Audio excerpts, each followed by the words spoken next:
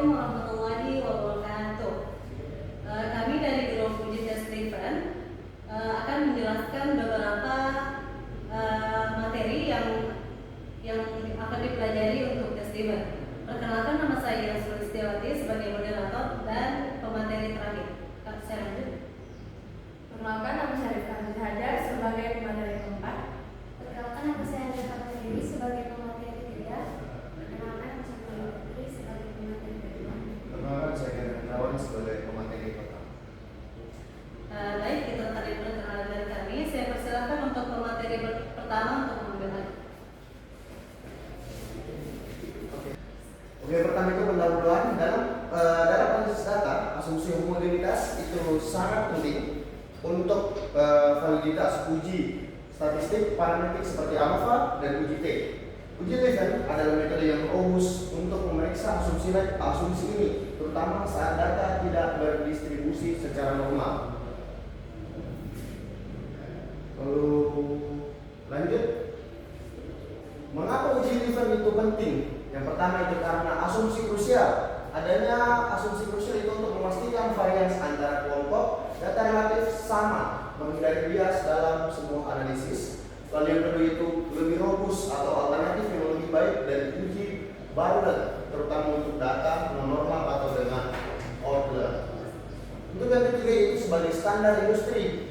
Itu mengapa uji Levin test digunakan di hampir semua perangkat lunak statistik seperti SPSS dan Excel sebagai langkah awal dalam sebuah penelitian. Untuk materi selanjutnya saya berikan kepada moderator. Baik, terima kasih untuk pemateri pertama telah menyampaikan apa itu definisi dari uji Levin, kemudian apa itu mengapa uji Levin itu penting.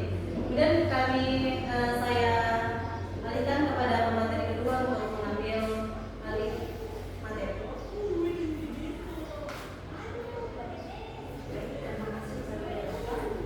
Saya menjelaskan apa itu definisi uji Levin.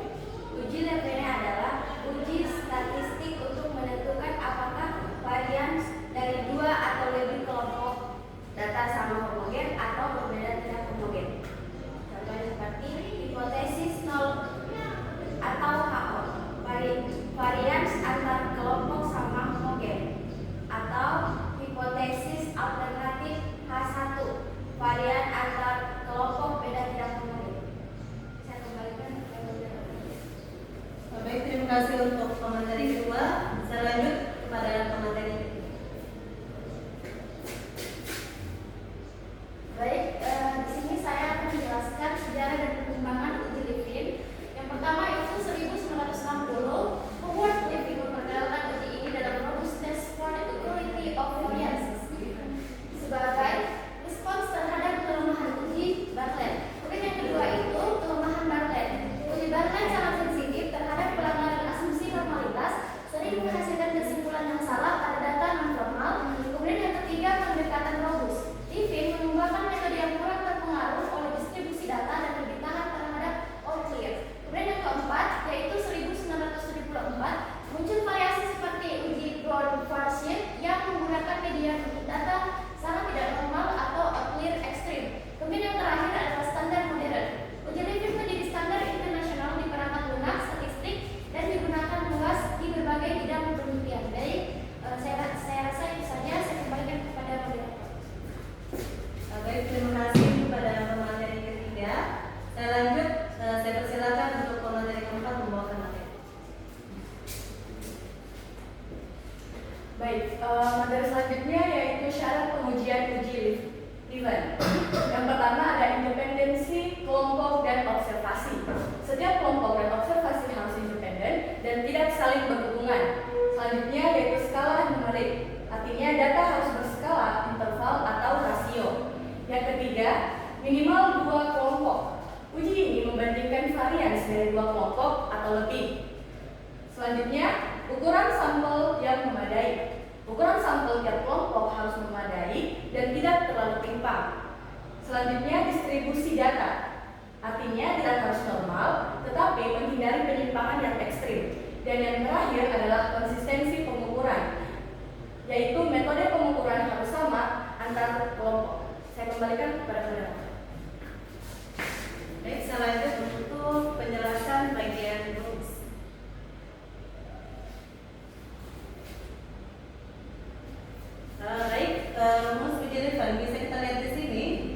V, bisa dilihat di situ kemudian keterangannya ada N sama dengan jumlah total sampel, K kemudian jumlah kelompok, NI jumlah sampel pada kelompok I, ZIJ nilai absolut selisih data KJ pada kelompok I dengan rata-rata kelompok I.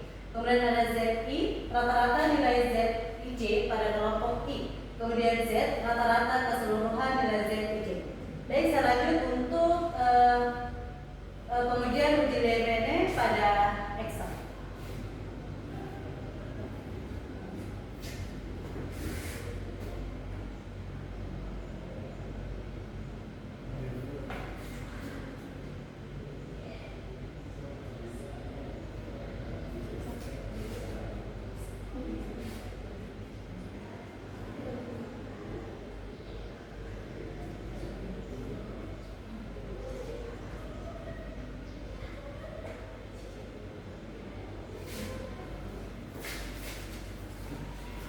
Baik, di sini bisa kita lihat saya menguji uji Leibniz pada Excel. Di sini kita fokus pada bagian between group di mana DF-nya itu adalah derajat kebebasan. Di situ ada angka 1 dan 50. Kemudian di statistik uji Leibniz pada F di situ ada 0,431965. Kemudian p-value-nya atau biasa kita kenal dengan sig bernilai 0,51404. Jadi bisa saya simpulkan bahwa sig atau p-value 0,51404 dibandingkan dengan tingkat signifikasi yaitu 0,05, data ini bersifat homogen. Saya lanjut untuk uji Leibniz pada aplikasi SPSS.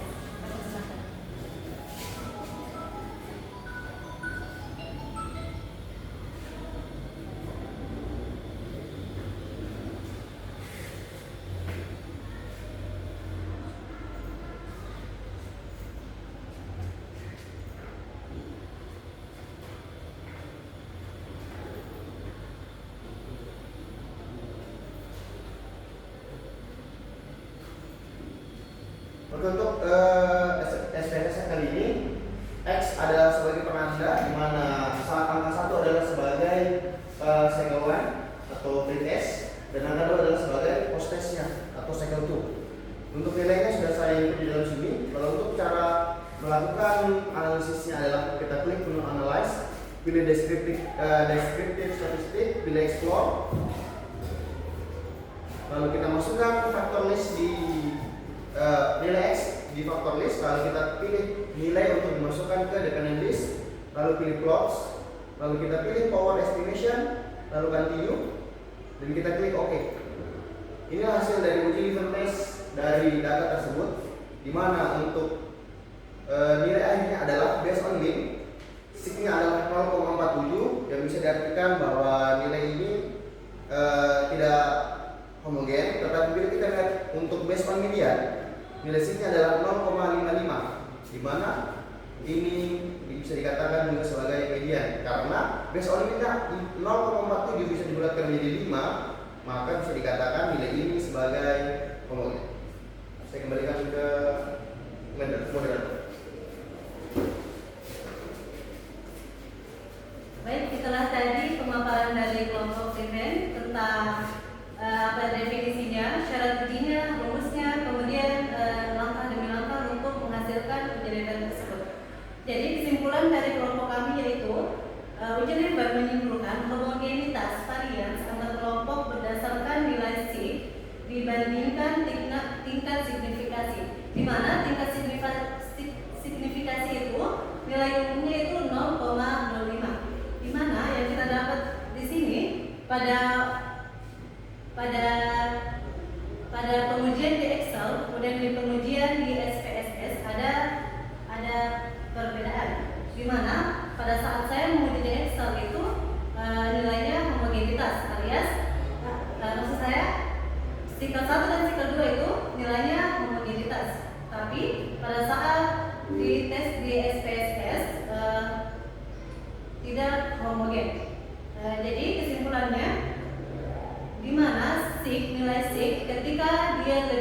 kecil dari 0,05 maka dia tidak homogen. Kemudian ketika nilai sig lebih besar dari 0,05 maka data tersebut homogen. Baik, sekian dari kelompok kami. Kami mohon maaf jika ada kesalahan dalam pengujian tes driven ini. Kami ucapkan banyak terima kasih kepada dosen kelompok kami.